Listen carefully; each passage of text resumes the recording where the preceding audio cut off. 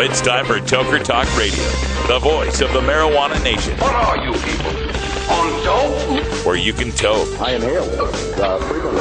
Or you can talk. I experimented with marijuana and didn't inhale. Or you can toke and talk. 10 federal criminal penalties for possession of up to 1 ounce of marijuana. While we talk about toke on Toker Talk Radio. So, by the way, when it comes to pot, if you're 40 years old, you live in a log cabin in Oregon, you got 12 giant pot plants in your backyard, have a ball. Live from beautiful Portland, Oregon at Rolla J Studios. Hey, this is great. Just not cannabis. Plus your calls live at 971-533-7111. They're walking on their pants with their cap on backwards, listening to Enema Man and Snoopy Poop Dog. What's to keep somebody from getting all potted up on weed and then getting behind the wheel? Gateway theory doesn't work. It's a reality. Holland, is it real? Don't tease me. We're locking up people that take a couple of puffs of marijuana, and the next thing you know, they got 10 years. And now, here's your host, the guru of ganja graphics, the sultan of sativa statistics, and the worst nightmare of a reefer mad prohibitionist. A polite, perspicacious, productive pothead with a propensity for PowerPoint. Radical Russ Belville. Hey, everybody, welcome back.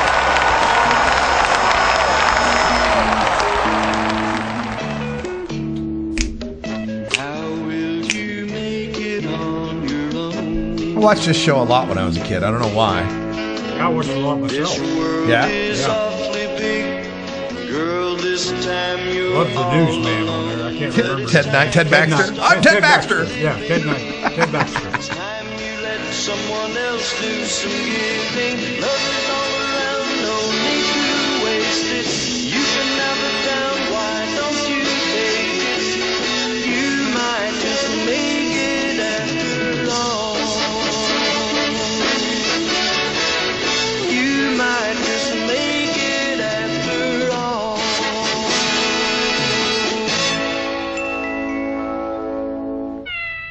I always liked the little kitty. Welcome back, everyone. Toker Talk Radio. Radical Russ sitting here with Left Wing Larry in the Buck and Bronco house. And, dude, I don't know if you saw it. I left upstairs. I bought one of those college football preview magazines on the Mountain West. Oh, yes, I did, on Mountain West. Yeah, but it's got all the nation in it, though. Oh, okay. It's just a special in the middle of it's Mountain West, but the rest of it's all. There's an Ohio State article in there. Mm-hmm. Take a look at that. But we are going to be having college football Saturdays here at Buck and Bronco House and some professional fantasy football here on 420radio.org. So if you're interested, speaking of professional football, we got a new draftee. Did you hear? We got a new draftee for the Pigskin Potheads. Safety, Will Hill for the Giants just admitted that his four-game suspension was for marijuana use. This is coming off CBSSports.com. And they don't have to admit why he's suspended, right? That's the league policy. But he said, yeah, it's first 4 games of 2013 for marijuana failures. He says it's because of stress. He's been using marijuana to deal with stress. He had a shotgun pulled on him. And this is his quote. It's from family members, everyone reaching their hand out thinking I'm an ATM, and people who think you owe them something. It was just a situation where I was visiting back to my hometown and a guy pulled a shotgun on me right then and wanted money. How do you deal with those situations? I really can't. So I dealt with it the best way I knew how. Well, okay. Yeah, I know if someone, I might smoke a bowl. Yeah, right, exactly. Of course, I might smoke a bowl anyway, but that's not the point. All right, look, coming up, we're not having really a talk session today because I've got that full panel. It's about 50 minutes long from the movie Breaking the Taboo. It features Mayor Chris Coleman of St. Paul, Minnesota, and Sir Richard Branson on the panel reacting to questions from one of the Fox News anchors who was the moderator of this panel. This is from the Landmark Center, St. Paul, Minnesota. Just happened yesterday. So we're going to take a short little break, do our little advertising, and when we come back, the Breaking the Taboo panel will be right here on Toker Talk Radio, where you are the voice of the marijuana nation. Thanks for joining us. You can find us on 420radio.org, and if you click the big button at the top, connect to 420 Radio, you'll find our live chat, our audio-only live stream, links to our podcast, links to our social media, and more.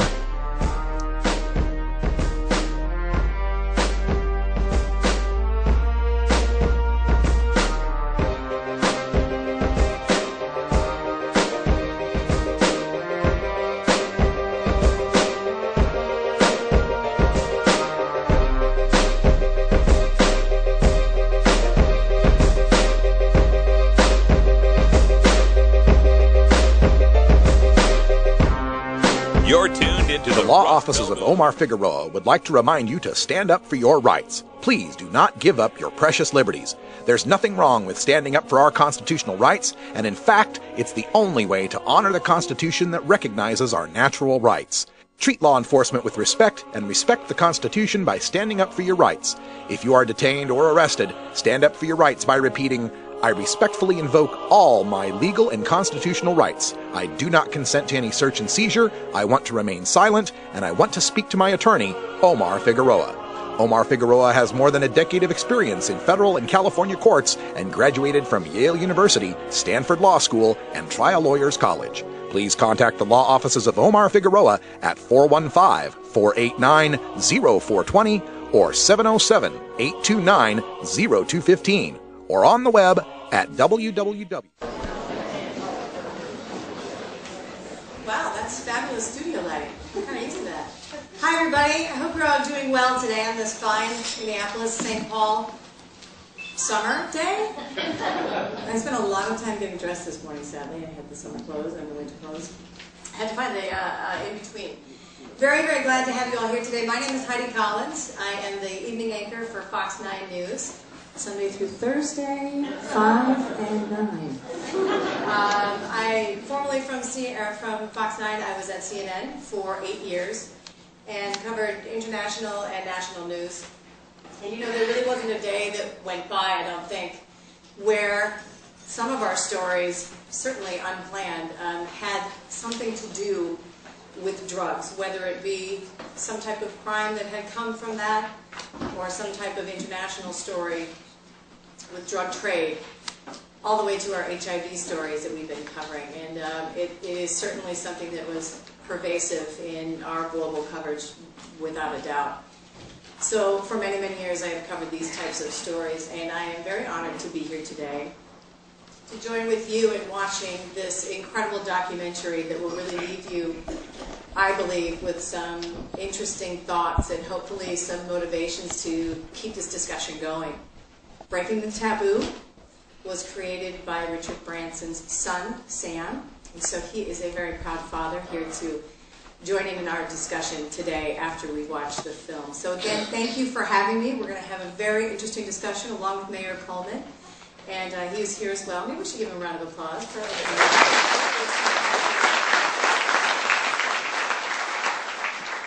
Thank you again for having me. I won't take any more time for now, and we'll have a great discussion afterwards. We will also open up the auditorium to questions from you as well, so be thinking about those. Enjoy the film, Breaking the Taboo. Incredible film, always interesting to be able to sit in the front and listen to some of the comments going on around the room. I want to go ahead and call the panelists to the table, if I could, and I know Sir RIchard Branson is in the wings. Hi, how are you?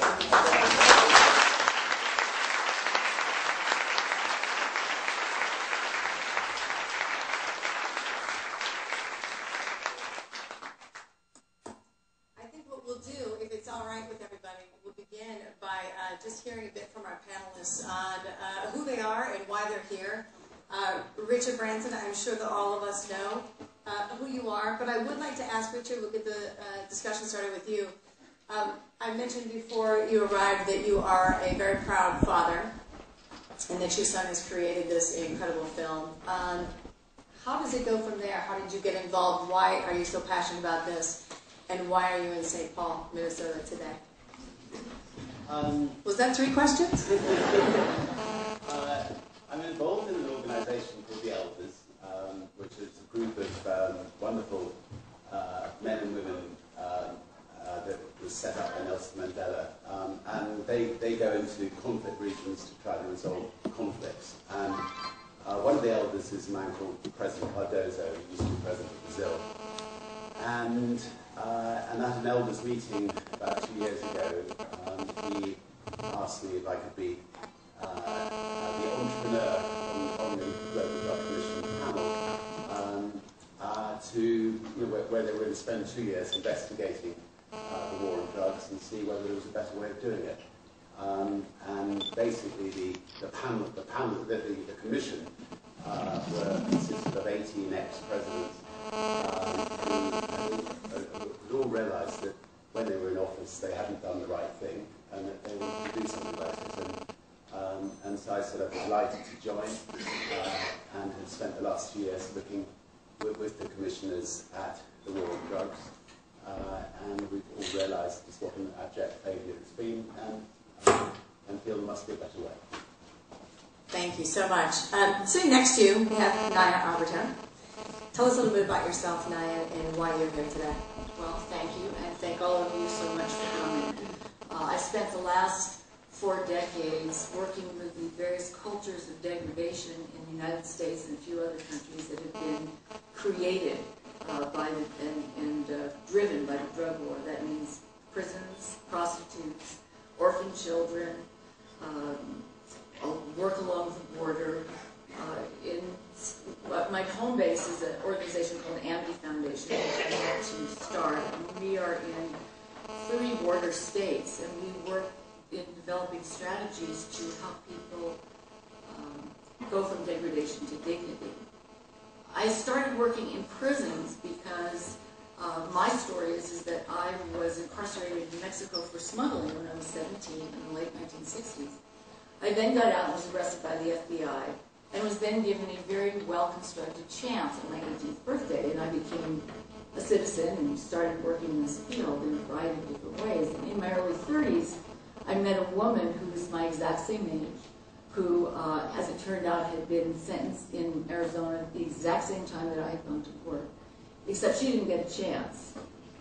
And out of curiosity, we just really compared our lives. Her life cost the Arizona taxpayers $750,000 of incarceration costs, of losing her children, emergency room incidents, and my life, of course, had been, a very, very different life. That's one of the things that motivated me to start working behind walls. That's one example. That was 1985. That $750,000 could have cleaned up another 32 women. We really, really need to break that. Thank you. Thank you, Naya. Mayor Coleman, thank you again for opening up the Landmark setting and St. Paul to us today. Thank you.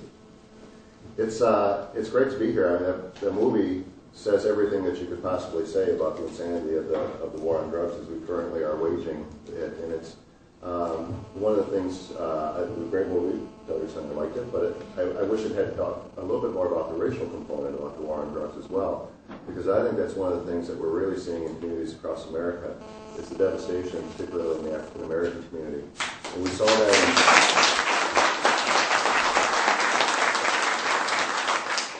we saw the lack of rationality behind it when we saw the differences between powder cocaine and crack cocaine and how those things were being treated so disparately. And thankfully the Minnesota Supreme Court notice have come along and said, wait a second, that doesn't make sense to do that. And so if we're going to try to figure out how to close the achievement gap, if we're going to try to figure out how to stabilize neighborhoods, if we're going to try to, we have to deal with this underlying war on drugs. I hate that phrase even. But at the end of the day, it's not working. And if it's not working and you're spending billions and billions of dollars on it, then it's insanity to not try to do something differently. And that, to me, was the message when the president of Colombia, at the end of the movie, said, let's just look at a different way of doing this. We're not coming out. I feel like as an elected official, I should have a sign here that says, no, I'm not for drugs. But I am for rational policy. I'm for sane fiscal policy. I'm for not putting millions of people in prison unnecessarily. And I certainly am against just destroying the lives of many, many young men and women in our community that don't need to be destroyed. And as we continue here, I have some pretty remarkable statistics that those of you in the audience from Minneapolis, St. Paul might be completely shocked about that we'll get to momentarily. Before we do that, Sarah Gordon is with the Minnesota Department of Health, and most interestingly for this discussion today, HIV counseling and testing. And tell us a little bit more about your involvement, Sarah, because you have some remarkable information as well. Well, I'd like to say it's a real honor to be here. I work in the STD HIV section of the health department, and we find that, our populations that are most disenfranchised also lead the way with STDs, hepatitis C, and HIV. Health initiatives work.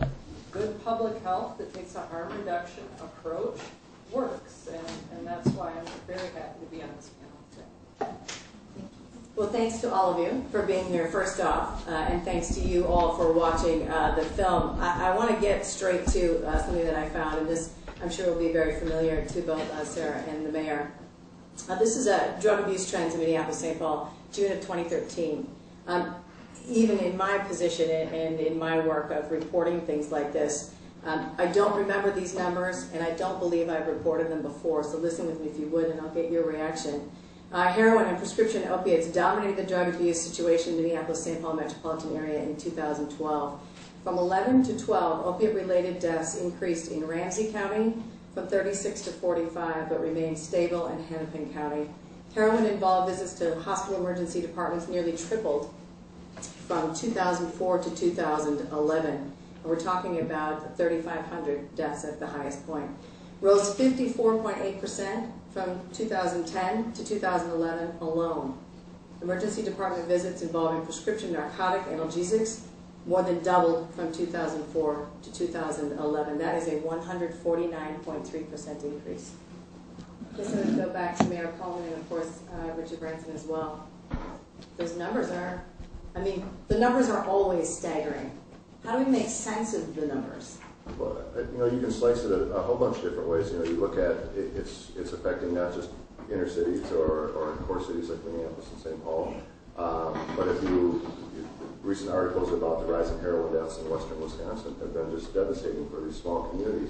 And I think that when people don't have a place to turn, or it's not something that's driven underground, and so you don't know necessarily whether someone's using or not using, then you get impure products, you get people, you're going to lead to more deaths. And I think it's kind of that fact that it's in the shadows, it's hidden, it's driven underground, I think causes some of these catastrophic consequences as a result of it. And so kind of daylighting it in some fashion, and again, I'm not here to advocate for legalization of all drugs or anything. I'm just saying that this isn't working, and so and you're seeing the consequences of it. We've got to do something different.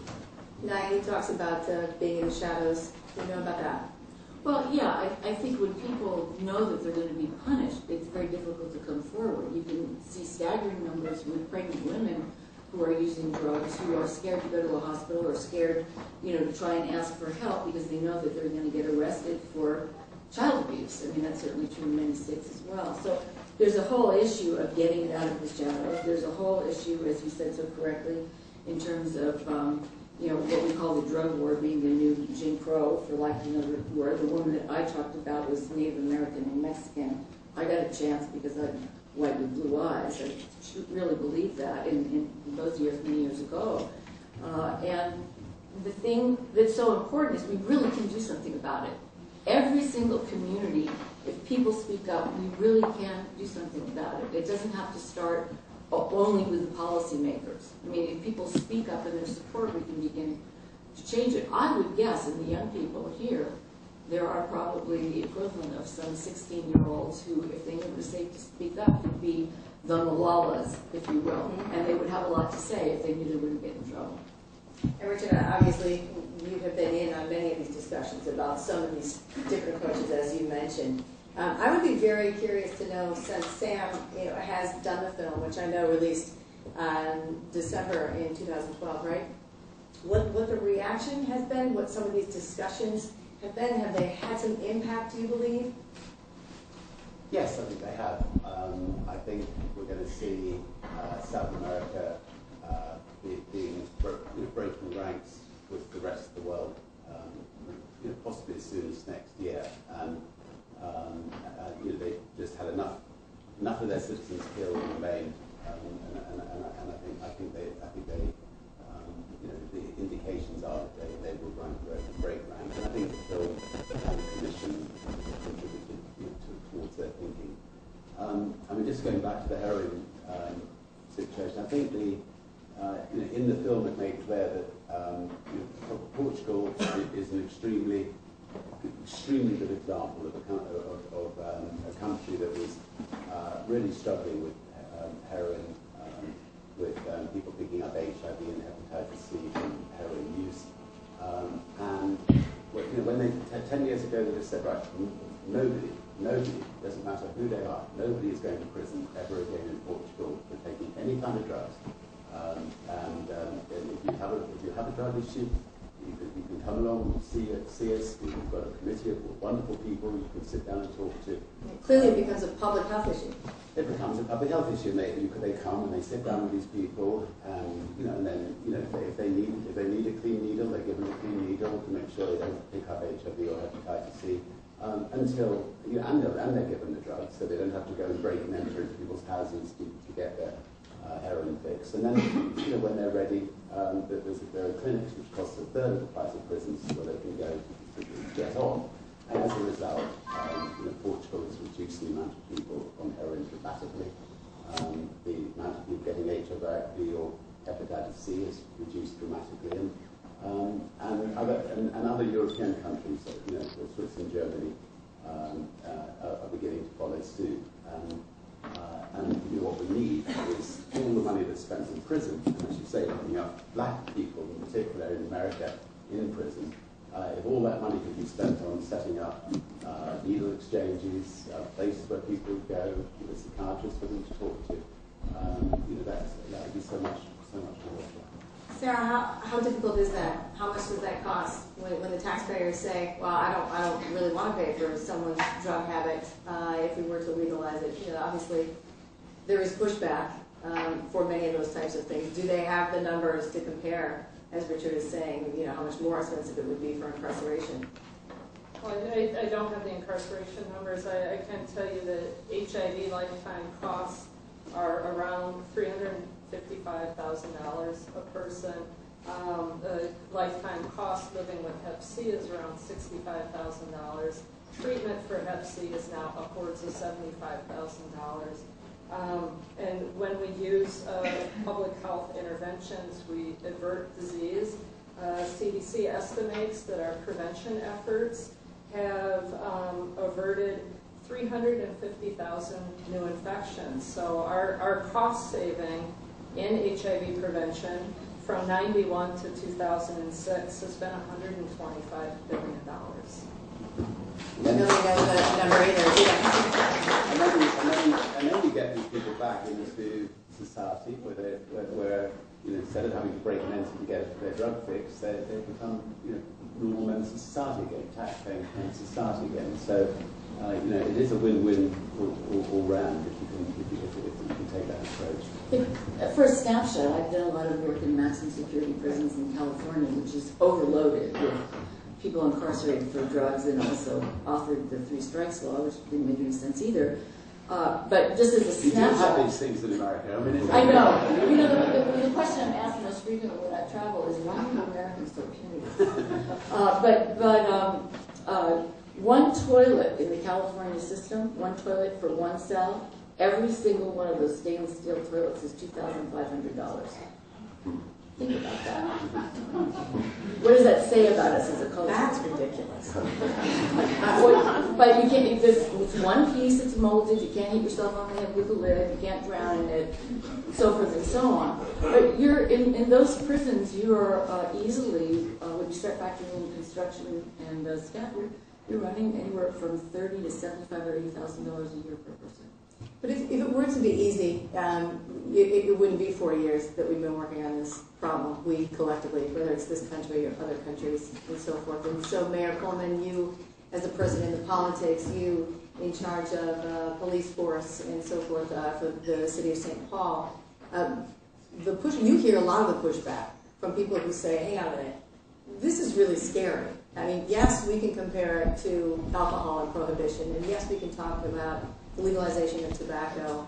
And so are we going to see a day where we're getting ready to go out to the theater and we meet up with friends beforehand and we have maybe a drink, but now we do a shot of heroin? I mean, there are people out there who will say, what? That is not okay. Well, first of all, I start with the statistics that show in Holland the use of marijuana has been reduced even though it's been legalized compared to neighboring countries, and I think there certainly is a rational extrapolation from there that you would see similar actual reduction in use as opposed to an increase. But what I want to get to is, shockingly, the fact that this was started under Nixon maybe discredits it a little bit in and of itself. But it does, I'm trying to do but the fact of the matter is, Winston is now respected in America. Well, we'd actually be a liberal now. We actually believe in environmental policy and some things. But if the war against drugs, the end was getting rid of drugs. It was the wrong question to ask. The question is, how do you help people stabilize their lives? How do you build communities? How do you educate people? How do you do, what is the goal? The goal should be to really, rebuild the Detroits of the world, rebuild the Baltimores. And we stopped the question at, well, drugs are bad, so therefore let's get rid of them.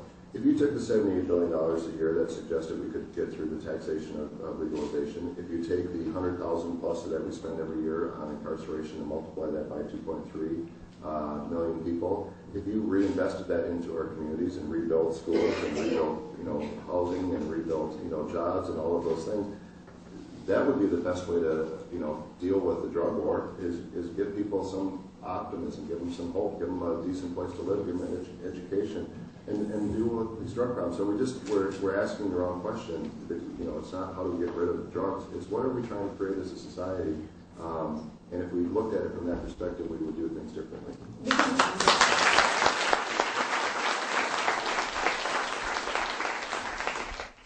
And anyone who can answer this, according to this film and according to many other sources out there, it's $320 billion. Is it just plain too big to stop? Not if politicians are brave. And I think a lot of politicians, if you talk to them individually, they all know that the current law is an arse, and they all know that they should be brave and do something about it. Most of them are not are only brave when they leave office, and are not brave when they're in office.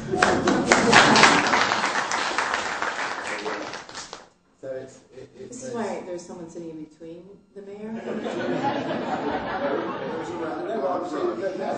As you can see, he is brave in office, which is great. I think the immediate thing that every politician could do worldwide, and they'd make lots of votes from it, is say to the public, would you rather we locked up your brothers and sisters? Would you rather we locked up your children, or would you rather we helped them? And you'll find that I think 100% of people say we'd rather we helped our children or we helped our brothers and sisters. And therefore, if they go out and say we want to treat drugs as a health problem, not a criminal problem, that's a vote winner. And that's something which I think should be pushed through, like Portugal has done, really quickly. And then the next step is do you legalize marijuana?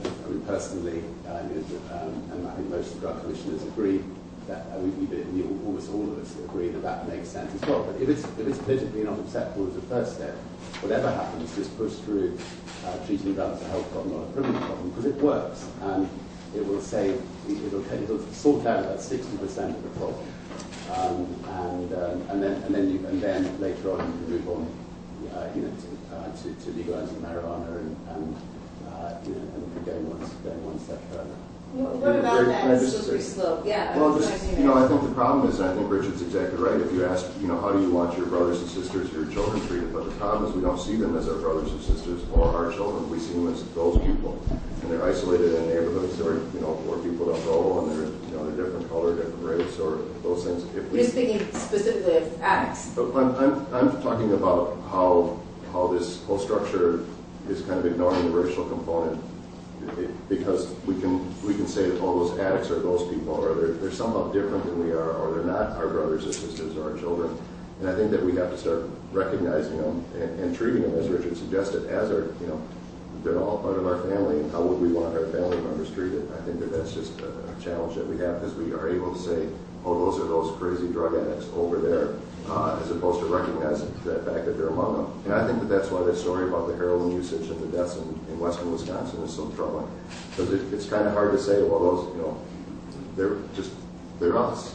It's hard to say, not look at them and say, those are us.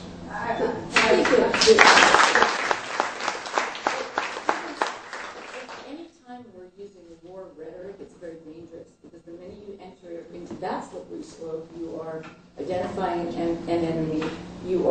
rejecting that person, and then there's a language of just completely objectifying them. So they cease to be people, they become convicts. They cease to be people, they become addicts. And you know, there are people that have in this country, thousands of them that have been transported, documented, urine tested, hair tested, sprayed with different kinds of aerosols, and nobody assigned a number, and nobody knows their name. And there's a big issue of having to get people back from their number to their name. You know, that's going to be a piece. And is it too big? No, because you can start in any community. And there's another issue, which we're always talking about people as individuals, like, well, that's a bad apple, rather than saying, wait a minute, it's a bad barrel. And you can create good barrels, whether it's a school, whether it's a kindergarten, whether it's 200 men in a prison project, where you create an oasis of building a pro-social barrel. And you can have tremendous results. You know. In Portugal, since the state of giving people clean needles, giving them their methadone fix, breaking and entries has dropped by 90%. So, you know, just it's pretty well eliminated, you know, breaking and entries into people's homes, which is also very nice to society. Somebody's got to get something as expensive as heroin. They're not going to be able to afford to get it, you know, out of a salary. In fact, because they're on heroin, they're not going to be able to earn a salary. So there's only one way they can do it, and that is to break and enter. So, that's another very good reason to have a different approach. Framing things as a war, having it an us against them, people who are so-called normal against addicts, it's a way of building isolation. It's a way of building stigma, and it's not looking at the situation from a reality. We all have people in our lives who have been touched by addiction. Everybody does. Be honest. We look at heroin. Minneapolis is the purest heroin of any city in the United States. And if we worry about incarcerating people, we're not going to have people to incarcerate. People are dying before they even have a chance of being incarcerated. People are moving from prescription painkillers to heroin because it's more available here. It's cheaper. It's throughout Minnesota. We're seeing rates, we're seeing clusters of hepatitis C around the state, which means we have young people actively moving toward injecting. Well, and that's exactly when you talk about us and them. I'm a parent, and I'm sure many of you are out there. I can't quite see you, but I'm sure there are young people in the audience as well. I have a 12-year-old and a 5-year-old. Yeah, we're getting ready for question and answer anyway. But I would say, you know, just as a mom, I don't think that is us and them at all. I am terrified. I'm terrified for what my kiddos are going to be exposed to, and the teachings of what is going on in the schools. And that starts very young, much younger than I ever thought. We're starting at about 3rd grade or so. I believe that's about right. And talking about these issues and talking about abstinence from many things, but today we're talking about drugs. But, you know, I am terrified. I very much understand. And outside every school, there will be somebody pushing drugs. Oh, absolutely. And you know, would you rather they push drugs on your kids and you don't know what that drug is laced with, and you know, they just try it once, they can kill them, or would you rather it was, you know, properly organised, you know, as a health issue rather than a criminal issue, so that, you know, if someone's got a problem, they can own it. Well, my children are just living in my house for the rest of their lives. So I'm going to pass the microphone for you guys to go ahead and ask some questions. I think with one of the little quick things that get here, maybe we can just start the discussion on this because it's right along the lines of what you just said. It was a quote that I found in one of the studies, and it says, reducing current demand is the right goal to aim for, and this is attained only by curing the existing addicts, and future demand is handled by effective avoidance and prevention training of our youngsters, which hopefully is going on, but still, it's so prevalent that who knows. Oh gosh, we have lots and lots of questions. Hi everybody, now good to see you. Just go ahead and start here. Yeah. Well, my name is Oliver Stein. Berg. I'm from St. Paul, and of all the things I would like to share with people, this is probably the most salient, namely that the premise you're operating from, which is that there is political risk to advocating drug policy reform, is a false premise. In the last election, 5 states, North, South, East, and West, voted on cannabis reform ballot measures. And politicians know the only poll that matters is actual votes. In those states, cannabis reform measures beat one or the other of the 2 major prohibitionist candidates, Romney and Obama. And in the one swing state, Colorado, cannabis legalization beat both Romney and Obama. And the average for all 5 states, cannabis legalization, 53%, Obama 51%, and Romney 46%. This is a situation where the media and the politicians don't seem to be able to look straight at what the people are thinking. Break the taboo, talk to people, and find out where they're at.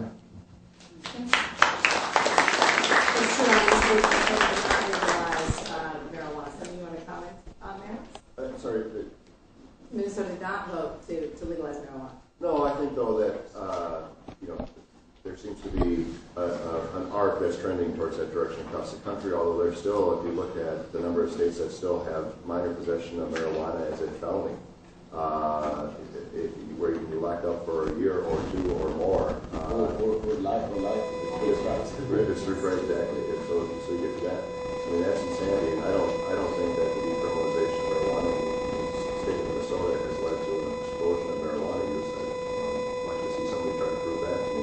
And I think you're going to see the same thing in Colorado and in Washington State. So I suspect there'll be some push on that in the coming years, and I suspect that that's where this is trending towards. Hi, thanks for being here today. My name is Lexi Toker, and I'm Vice President of the Steve Unruh Hope Foundation. And my question for you is, we do know that OxyContin, which is an opioid, or opioids in general, Vicodin, is the #1 prescribed drug in our country today. It is heroin in a pill. And along with your movie, knowing that heroin is illegal in our country, but yet it is the #1 prescribed drug, and the public is so ignorant about this, we have had 125,000 overdose deaths alone in this country in the last 10 years from prescription pills. So piggybacking on your question and Sarah Gordon's comment, I'm curious how the panel feels about 14 other states in this country, including and also the District of Columbia, have created 911 Good Samaritan naloxone laws. We are currently working on creating this legislation in Minnesota. Would you support that? And if you wouldn't, why not? And do you want to come? We're having a public forum kickoff next Thursday in St. Paul at the Recovery Church. Sarah Gordon will be there. We've written the legislation. I'm just curious, how can we move this faster, stronger? Because clearly it's going to take a while to make this movement, legalizing drugs, creating a different kind of outcome for people who are suffering with a disease of addiction. And myself as a person in long-term recovery, I feel really lucky that I wasn't shoved by the wayside. I think that Minnesota is the land of 10,000 treatment centers, and we do believe we created the model for treatments through Hazelden and others, and I think that what we're doing in our court systems to do the drug courts, where we're really trying to transfer this kind of from a criminal problem to a chemical addiction problem, and recognizing that, I think is a really powerful in the right direction to go. And when the drug courts were started in Hennepin County, I think originally there was a lot of controversy around that, but people all of a sudden realized that there was a tremendous benefit. First of all, because it helped people get on the right track, got them into recovery. Second of all, because it saved money. We saved $3 for every dollar we spent in treatment versus long-term incarceration or other costs associated with them. We were mentioning the cost of treating hepatitis C every year. I mean, it is the right model. Treatment does reduce the demand, help people deal with addiction, and you're going to reduce the need to be spending millions and millions of dollars a year trying to destroy the drug thing.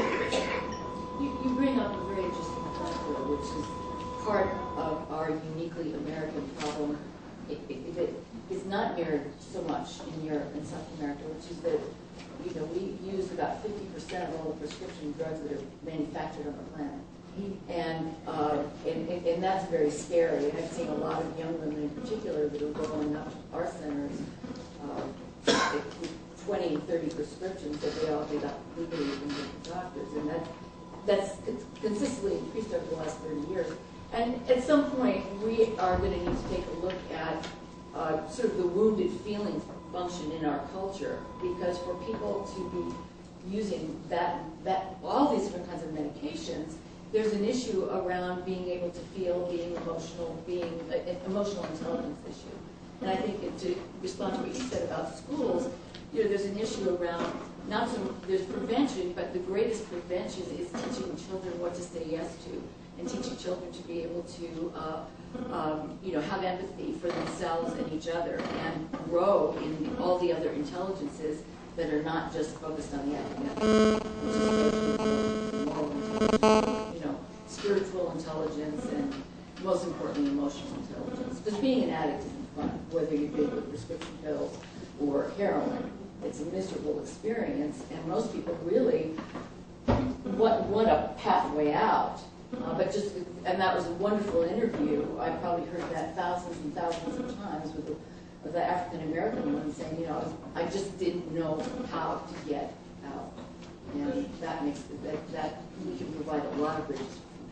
Good public health brings people into the fold. It strengthens communities. It breaks down stigma. It breaks down isolation.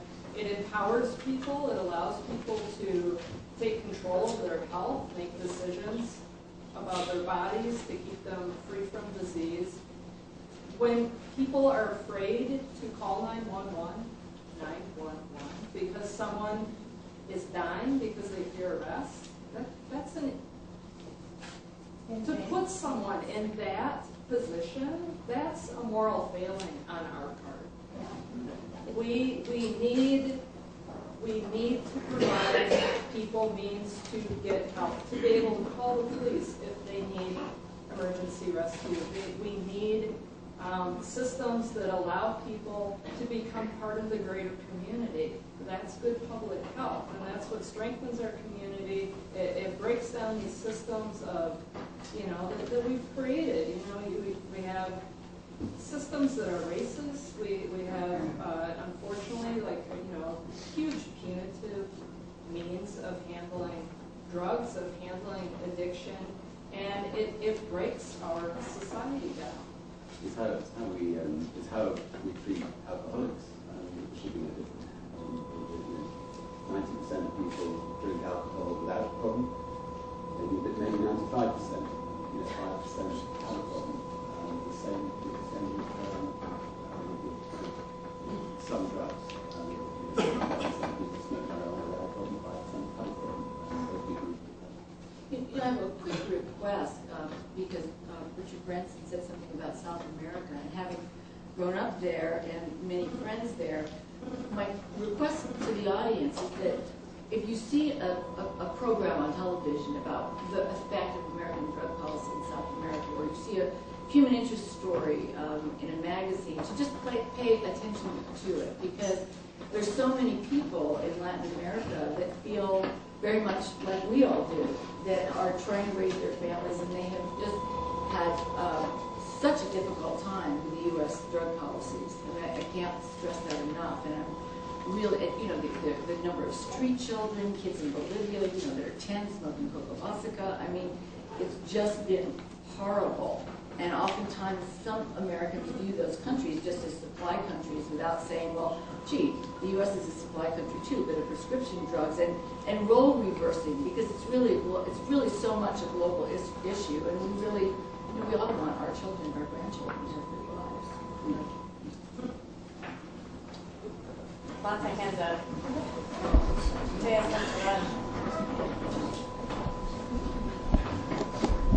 Hi, my name is Steve Ostrander. I'm a recovering alcoholic, a parent of a child with mental treatment, and I appreciate a lot of the things that are said in the film, but what I would really like more is, it seems or it appears to me as a parent, but a lot of this is about fear. You're afraid of more people becoming drug addicts. You don't want a drug addict or a person with a problem in your neighborhood. And even for someone like me coming out and saying, okay, I saw this film today, it's pretty clear, and I certainly agree that the war on drugs isn't a working program. And it asks us to start establishing more dialogue, but it doesn't offer a lot of talking points or solutions. You talk about Portugal. Does Portugal have the same problem with importation of drugs, or Holland, things like that?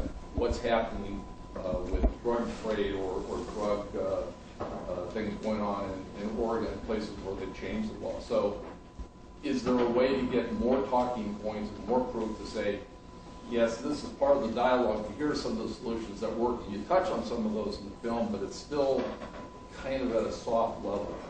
I actually think I agree with you. They are planning a follow-up film, which at the moment is going to concentrate on the health, hepatitis C, the HIV problem, the cost of that, and now it's going to concentrate on the racial problem. The point, and some of the points you mentioned are great, which I think feedback in, and if anybody else got any other points they'd like to see on the follow-up, we'll definitely be happy to do that.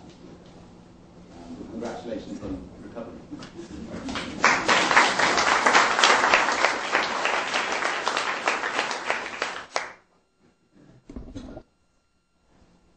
Hi, my name is Raymond Dean. I'm actually a representative of the state legislature, and I believe this year we will begin to move forward on medical marijuana laws. Legalization. I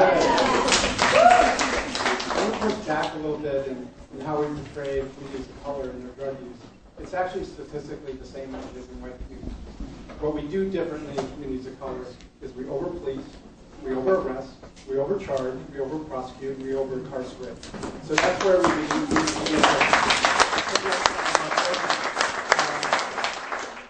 What I haven't heard talked a lot about is sort of the economic side, not of drug lords, not of the actual system of drugs throughout the U.S. and throughout the world, but the people that benefit as sort of a byproduct of those things. So, for instance, our judicial system has expanded immensely. There are a lot of people are employed within our judicial system. The privatization of prisons in the United States is proliferating. The Corrections Corporation of America is one of the largest lobbyists on immigration, strict immigration laws in the southwest United States so that they can populate their prisons with more people. Have any of you given some thought in, has your son thought about the issue of the alternative economic society or culture that we've created around this as well? Well, there's no question that there are an awful lot of people who've got vested interests in rentals staying in place, and there would be casualties. I mean, there wouldn't need to be as many police, there wouldn't need to be as many customs officers, there wouldn't need to be as many prison officers, etc. Wouldn't it be better if those people changed jobs and went into other parts of society where they can earn a decent living doing something differently, and if there's no need for them in that area, and obviously that's what I think would happen, and that's what we hope. And you're quite right. I work in Arizona, New Mexico, and California, all border states. Of interest, the county in the United States of America that is the most child hunger is LA County. New Mexico is #1 for child hunger. Okay, Arizona is #3. The prison industrial complex, Correctional Corporation of America. I've been in wardens' offices where wardens have called sheriffs, and in a private prison, which is my last day I ever consulted in one. And hurry up! We need more arrests, and that's literally true.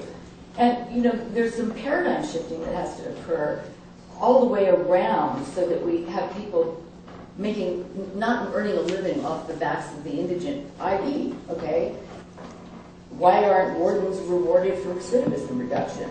Okay, you have a prison, people come in. How come it's not part of long-term public safety that if I'm a warden, my job performance is measured by how few people are rearrested that go through my prison? Now that's a very different approach, but it is in fact doable. We are only rewarding our correctional systems for very short-term corrections. For very, very, very short-term public safety, the period of time that people are locked up. And the reality is they're going to crime school anyway. They're really becoming more dangerous. Why don't we think about long-term public safety? And that's, you marry corrections and treatment, corrections and education. You do all kinds of things along those lines. If I was a high school principal and 100% of my kids all dropped out, I wouldn't stay very long in most places. Why are people that are supposed to support our public safety measured by such a different stick? You see, so I think you're bringing up something that's critically important. It's not an accident that we're so high up in poverty, and those states are huge for huge corridors, because so many of the little people on the bottom end, this is the great thing you said, single moms along the border, children, sickness in the family, they'll drive a car for $1,000 because their kids are starving. And we have to look at it from a lot of different issues. We have to look at it in terms of how many, I know several thousand people that made their living driving guns south into Mexico. We talk about drugs coming north, and what you just mentioned, the amount of, what does the United States export? Guns. Guns, okay. And what are we known for around the world? We're known for that, we're known for Abu Ghraib, we're known for a lot of things, and it would be so nice as Americans to really start partnering and be known for some things that really do build families. And lastly, when we look at prisons, we don't calculate it, look in a prison, how many children are represented. For every 200 men I worked with in California, they averaged 750 children. For every 200 women, they averaged 920 children who were somewhere in the system. And we know from the study that MIT did a few years ago, absolute hard fact, that children that are able to stay with a parent, even if that parent is marginal, do better than children that are in foster care, period. There's so much that we can do that's really just good common sense. We have time for one more question, and then we're going to wrap things up. I'm not choosing. You got the mic. There we go. Hi. Hi, my name is Megan, and I'm not, I would say, a recovering alcoholic, but I'm just an alcoholic, one day at a time, unfortunately. But I do have to state that, and I'm new to the city, so is it Christopher Coleman? Thank you very much for allowing me to be here. Having said that, the first time I was ever offered heroin and or methamphetamine while I was spending time in jail for a DWI, which is slightly frightening. That's the first time I'd ever been offered any sort of drugs, was while in jail. And I think in the movie it said, if you can bring drugs into jail, we're not doing a very good job on the war on drugs, and that's unfortunate. Having said that, again, I think that as much money as we're putting into the war, we should be putting more into therapy.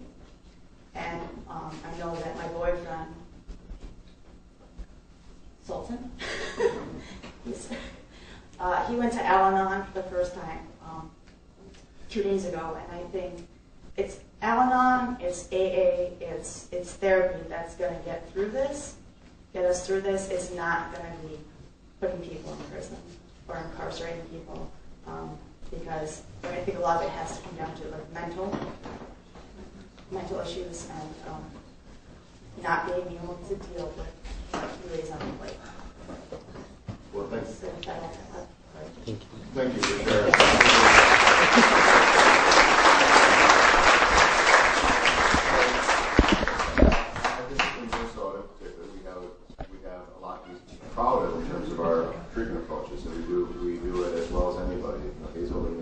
model. And, I always like to joke that thank God for Hazelden, because the best chefs in the Twin Cities all were people that came from the East Coast to North There's a lot of truth to that. But thank God for that. But the fact of the matter is, you can hear in your voice the struggle of addiction. Addiction is painful. It is really critical that people have the resources and the places to turn. They're not going to get that help in prison. They're going to get that help in places like Hazelden or treatment centers or through Al-Anon or the systems. And I'm really proud of the fact that our court systems are starting to recognize that a treatment approach relative to that is a much better approach. We're not perfect on that, but we're getting better about it. I think we're going to wrap things up. Thanks so much, everybody, for being here and also for your questions. I'd just like to end, if it's all right with the panelists, with Richard on. I saw you taking notes and taking some ideas that I'm sure you'll bring back to Sam for the follow-up. Today, what would you really like for people to leave with and to be talking about amongst themselves? I don't want to repeat myself. I think just to, I think one of the problems, I think most people in this room agree, I don't know, but before you saw the film, did you agree with the general premise that drugs should be treated as a health problem? So we really needed a lot of people in the audience. But anyway, we need you lot to go out and try to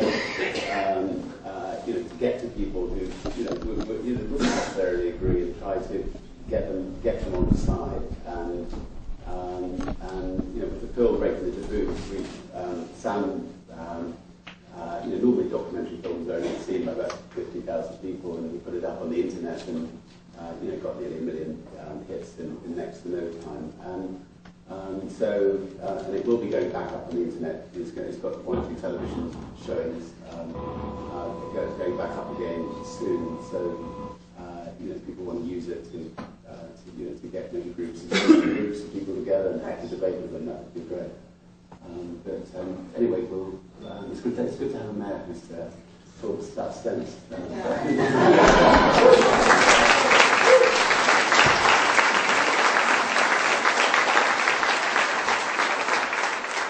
concludes things for us today. To Richard, Naya, Mayor Coleman, and Sarah, thank you guys so much for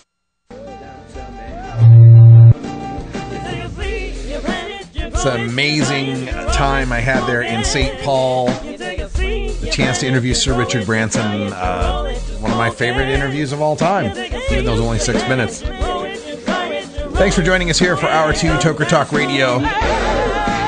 We'll be back tomorrow with more news and interviews you can use for the cannabis community. Tonight it's going to be a replay of the Viper Hour because honestly, I'm exhausted. So thanks for being here. Thanks for supporting 420 Radio. Become a VIP sponsor if you can. Click on Donate to 420 Radio at 420radio.org. I'm Radical Russ. Thanks for being here, and until next time, take care of each other, Tokers.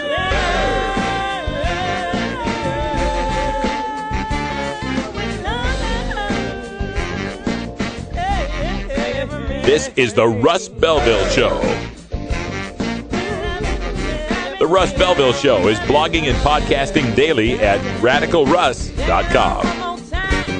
You take a seed, you plant it, you grow it, you dry it, you roll it, you smoke it. You take a seed, you plant it, you grow it, you dry it, you roll it.